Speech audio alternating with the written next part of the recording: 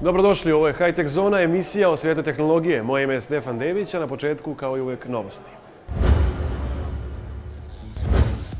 Kineski proizvođač smartfona Xiaomi povećao je tržišnu vrednost sa 1,1 milijardom dolara na 45 milijardi dolara i poremetio račune do juče glavnim igračima na IT sceni.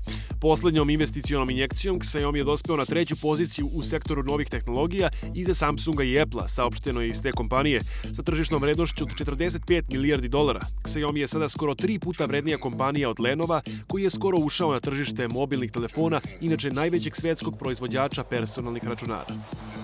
Veliki kineski zid na internetu još jednom je pokazao svoju snagu, samo što je to sada osetio Google. Vaš Gmail nalog u Kini trenutno ne radi, a drastičan pad saobraćaja vidi se od 25. decembra. Ni njegovi prateći servisi, mape dokumenta, Drive kao ni YouTube ne rade, ali ni društvene mreže Facebook i Twitter.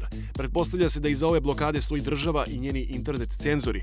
Problemi sa pristupom nisu nepoznanica u Kini i u toku prethodnih meseci dešavali su se više puta. The Verge ocenjuje da blokiranje Google-a ne narušava samo slobodu govora, već i utiče na udeo u tržištu ove kompanije u Kini, kao i u zemljama koje sa Kinom sarađuju. Nemački astronaut Alexander Gerst napravio je poseban božićni poklon za zaljubljenike u astronomiju i one koji ga prate na društvenim mrežama. Za vreme svoje šestomesečne misije u svemiru on je napravio seriju video snimaka Zemlje koje je pretvorio u 6-minutni videoklip. Astronaut Evropske svemirske agencije i twitteraš Alexander Gerst svojim pratiocima prikazao je drugačiju perspektivu Mlečnog puta, Munja, Gromova i gradova u noći, kao i zora i sumraka. A sada naša stalna rubrika Zamislite situaciju. Zamislite situaciju, nalazite se u autobusu, u saobraćaju, gužva je. Želite da pogledate nešto na vašem mobilnom telefonu, ali mala je dijagonala, a vaš PC ne možete da unesete. Šta vam treba? Treba vam tablet. Kakve tablete imate? Prvi model koji bih vam pokazao jeste Asusov Nemo 5 sedmica, koji ima IPS ekran HD rezolucije, Intelov procesor, prvi koji je izašao 64-bitni quad-core procesor. Trenutno radi na Androidu 4.4 KitKat. Kada bude došao Lollipop, on će da iskoristi svoju 64-bitnu mogućnost, tačnije postaće bolji vremen. Ima Miracast u sebi, znači možete ga povezati na televizor i gledati sve što imate na njemu preko televizora. Dolazi u nekoliko različitih boja, ima giga RAM, memorije i trenutno, kažem, jedan od boljih modela. Sljedeći koji mogu da ponudim jeste Galaxy Tab 3 od 8 inča, dual core procesor sa 1,5 GB RAM memorije. Ima multi-window opciju, znači možete da pregledate nekoliko prozora u isto vreme.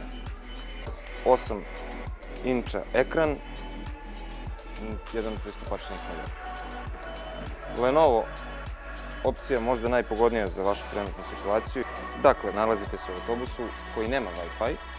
Možete da se povežete preko 3G tačne SIM kartice koja se koristi isključivo za internet. Protetički udovi koji mogu da se kontrolišu mislima već postoje, ali šta ako bi oni mogli da stvaraju osjećaj u okolini u kojoj se nalaze i budu povezani na nervni sistem? Veštačka koža iz Južne Koreje najnaprednija je do sada, rastegljiva je kao prava koža i prepoznaje pritisak, temperaturu i vlažnost. Protetička ruka s ovom elektronskom kožom mogla bi da pomogne u mnogim kompleksnim operacijama, od rukovanja i kucanja na tastaturi preko hvatanja lopte sve do dodirivanja suvih i vlažnih površina, objašnjavaju južnokorejski naučnici. Ovaj materijal može da se rasteže kao prava koža, a ima ugrađene i grejače da bi imitirali temperaturu ljudske kože. Kao jedan od praktičnih testova za utvrđivanje vlažnosti, tim naučnika iz Južne Koreje protezom je menjao pelene na lutki bebe. Ustanovljeno je da materijal može da oseti razliku između suve i mokre pelene. Ovo pomagalo još je u razvoju, ali je svakako izvesno da će se ostvariti san i svakog roditelja stvaranje robota koji menja bebama pelene. Toliko za ovo izdanje High-Tech Zone. Gledajte nas naravno i sutra samo na kanalu Pink 3. Doviđenja.